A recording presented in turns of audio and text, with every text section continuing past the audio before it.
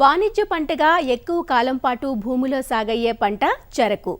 చెరకును ఉభయ తెలుగు రాష్ట్రాల్లోనూ సాగు చేస్తున్నప్పటికీ రైతులు ఆశించిన స్థాయిలో దిగుబడులను సాధించలేకపోతున్నారు. దీనికి పెరిగిన సాగు ఖర్చులు ఒక కారణమైతే సాగు విధానం మరో కారణం. పెట్టుబడులు తగ్గించుకొని అధిక దిగుబడులు సాధించినప్పుడే చెరకు సాగు రైతుకు గిట్టుబాటు అవుతుంది. ఇందుకోసం నూతన సాగు పద్ధతులను పాటించడం ఎంతైనా అవసరం.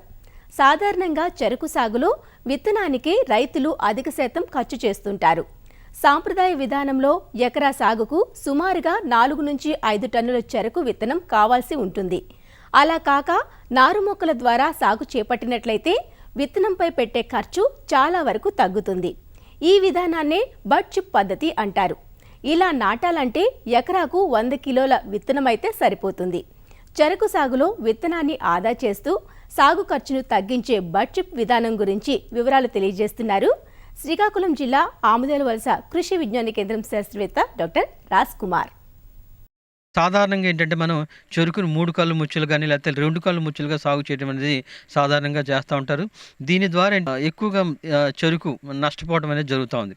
కాబట్టి ఏంటంటే దానికి బదులుగా మనం చెరుకు మొగ్గ కలిగి ఉన్నటువంటి భాగాన్ని కనుపులుగా చేసి వాటిని వేరు చేసి పొలాల్లో నారు మొక్కలుగా పెంచుకొని డైరెక్ట్గా మనం నాటుకున్నట్టయితే మనకి విత్తన ఖర్చు కూడా తగ్గిపోవడం జరుగుతుంది. ఈ నారు మొక్కలు పెంచడం వల్ల ఏంటంటే ఎక్కువ పిలకలకి తొడిగి పిలకలన్నీ కూడా ఒకేసారి మనకి రావటం కానీ లేకపోతే చక్కెర దిగుబడి అన్నీ కూడా మనకి అధికంగా ఉండటం జరుగుతుంది. ఆరోగ్యమైనటువంటి నారు కూడా పెంచడానికి మనకి అవకాశం ఉంటుంది. 1 నెల సమయం కూడా మనకి ఆదా అవడం జరుగుతుంది.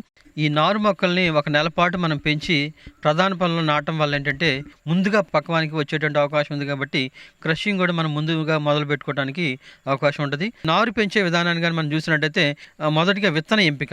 ఆరోగ్యమైనటువంటి 6 నుంచి 7 నెలల వయసు ఉన్నటువంటి లేబడి తోటలు అయితే మనకి ఇంకా అనుకూలమైనవి. అలాంటి తోటల నుంచి మనం విత్తనాన్ని సేకరించుకోవాలి. ఈ కన్నులకి దెబ్బ తగలకుండా జాగ్రత్తగా మనం తీయటానికి కన్నులు తీసేటువంటి బడ్ చిప్ కటింగ్ మిషన్ అనేది ఉంటుంది. దాన్ని ఉపయోగించి కానీ మనం చేసినట్టయితే ఆరోగ్యమైనటువంటి కన్నులు మనం తీయటానికి అవకాశం ఉంటుంది. ఈ విధంగా కన్నుల నుంచి నారు పెంచినప్పుడు కేవలం మనకు 70 నుంచి 80 కిలోల విత్తనమే మనకి సరిపోవడం అనేది జరుగుతూ ఉంటుంది.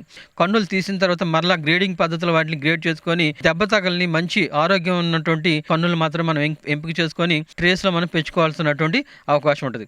ఈ విత్తన శుద్ధి అనేది ఏంటంటే 1 లీటర్ నీటికి 1 మిల్లీ లీటరు ప్రొపుకానజోల్ అదేవిధంగా 1 మిల్లీ లీటర్ మలాథియాన్ కలిపినటువంటి మందు ద్రావణాన్ని తయారు చేసుకొని ఈ విత్తన ముచ్చులన్నింటిని కూడా ఒక 15 నుంచి 30 నిమిషాలు మందు ద్రావణంలో ముంచి మళ్ళీ మనం ట్రేస్లో పెంచుకున్నట్టయితే విత్తనం ద్వారా వ్యాపించేటువంటి కాటుకు తెగులు కానీ లేకపోతే కొరడా తెగులు అంటాం, అదేవిధంగా ఎర్రకుళ్ళు తెగులు కానీ అదేవిధంగా వడల తెగులు కానీ లేకపోతే పులుసు పురుగు ఇలాంటి వాటిని కూడా మనం ఈజీగా కంట్రోల్ చేసుకోవడానికి వీలవుతుంది.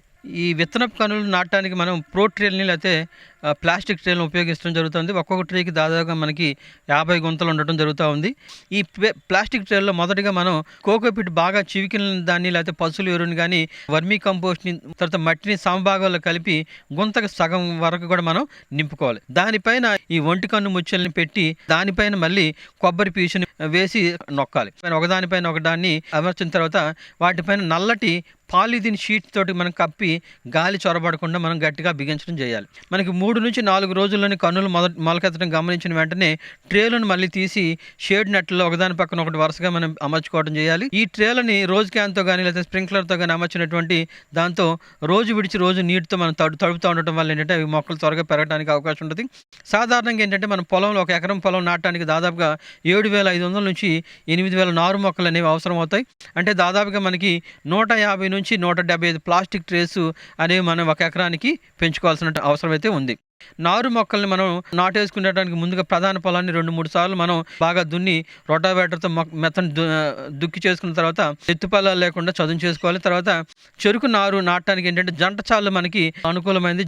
ఈ పద్ధతిలో నాటుకునేటప్పుడు చాలుకి అంటే మనకి చాలులో మొక్కకి మధ్య 45 సెంటీమీటర్ల నుంచి 60 సెంటీమీటర్లు ఉండేటట్టుగా ముందుగానే మనం మార్కింగ్ చేసుకొని కొంచెం నీరు పోసుకొని మొక్కలు నాటుకోవాలి. నాటిన తర్వాత ప్రతి 3 నుంచి 4 రోజులకి ఒక తేలికపాటి తడులు ఇవ్వటం వల్ల అంటే త్వరగా మనకి ఎస్టాబ్లిష్మెంట్ అనేది జరుగుతుంది.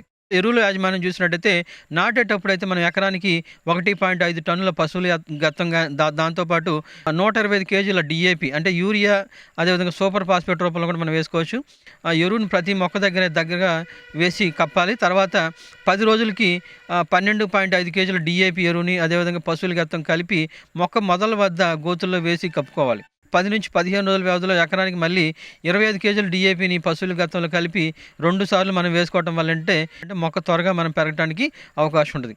ఎరువులు వేసిన ప్రతిసారి కూడా మనం తేలికపాటి తడులు ఇవ్వడం వల్ల ఏంటంటే మొక్క త్వరగా తీసుకొని పెరగడానికి కూడా అవకాశం ఉంటుంది. కలుపు యాజమాన్యానికి వచ్చినట్టయితే నారు మొక్కలకి ఏంటంటే ప్రధాన పొలంలో నాటిన 3 రోజుల్లోపే మనం అట్రాజిన్ పొడి మందుని ఎకరానికి 2 కిలోల చొప్పున లేదంటే మెట్రిబుజిన్ అనేది 600 గ్రాముల చొప్పున 450 లీటర్లో కలిపి మనం పిచికారీ చేసుకున్నట్టయితే కలుపు నివారించుకోవచ్చు. ఆ తర్వాత కలుపు ఉధృతిని బట్టి ఏంటంటే నాటిన 20 నుంచి 25 రోజులకు ఒకసారి మళ్ళీ మెట్రిబుజిన్ ఎకరానికి 400 గ్రాములు, అదేవిధంగా 2,4-D సోడియం సాల్ట్ అనేది 800 గ్రాముల చొప్పున 450 లీటర్ల నీటిలో కలిపి చేసుకోవడం వల్ల ఏంటంటే కలుపును కూడా మనం నివారించుకోవచ్చు. పంట బాల్య దశలో వాటికి ఏంటంటే కాలువల్లో మనం నీరు పారించి తడిపెట్టుకుంటూ ఉండాలి.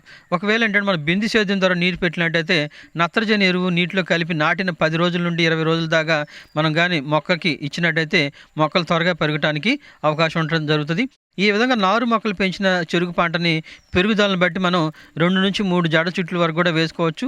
తర్వాత చెరుకు రకాన్ని బట్టి కాలాన్ని బట్టి కూడా మనకి సరైన సమయంలో భూమట్టానికి కూడా నరుక్కొని ఫ్యాక్టరీకి తోలడం ద్వారా మంచి దిగుబడులు పొందడానికి అవకాశం ఉంటుంది.